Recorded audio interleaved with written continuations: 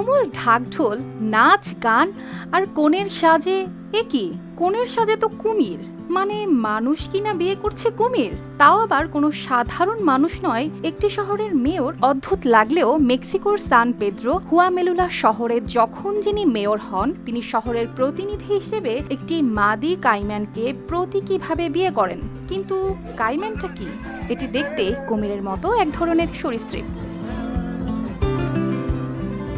মেক্সিকোর দক্ষিণাঞ্চলীয় ওয়াহাকা অঙ্গরাজ্যের উপকূলীয় শহর সান পেদ্রো হুয়ামেলুলা। এখানে সম্প্রতি মেয়র ভিক্টর ওগো সসা আলিসিয়া আদ্রিয়ানা নামের একটি স্ত্রী কাইম্যানকে প্রতীকীভাবে বিয়ে করেন, যা সামাজিক মাধ্যমে বিষয়টি দ্রুত ছড়িয়ে পড়ে মেয়রের কুমির বিয়ে হিসেবে।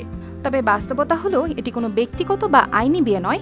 মেয়র ওই প্রাণীকে নিজের স্ত্রী হিসেবে গ্রহণও করেন না, বরং তিনি শহরের প্রতিনিধি হিসেবে একটি পুরনো আচার পালন করেন। স্থানীয়দের কাছে কাইম্যানটি শুধু একটি প্রাণী নয়, তারা তাকে রাজকুমারীর প্রতীক হিসেবে দেখেন। বিয়ের আগে কাইম্যানটিকে কোণে সাজানোর প্রস্তুতি নেওয়া হয়। তাকে পরানো হয় সবুজ স্কার্ট, হাতে তৈরি টিউনিক, ফিতা ও ঝলমলে মুকুট। নিরাপত্তার জন্য তার মুখ ফিতা দিয়ে বেঁধে রাখা হয়। এরপর তাকে শহরের বিভিন্ন বাড়িতে নেওয়া হয়। স্থানীয়রা তাকে কোলে নেন, তার সঙ্গে নাচেন, গান করেন। চারপাশে বাজতে থাকে ঐতিহ্যবাহী সুর। উৎসবের ভিড়ে মিশে থাকে হাততালি, হাসি, কৌতূহল ও পুরনো বিশ্বাসের আবহ।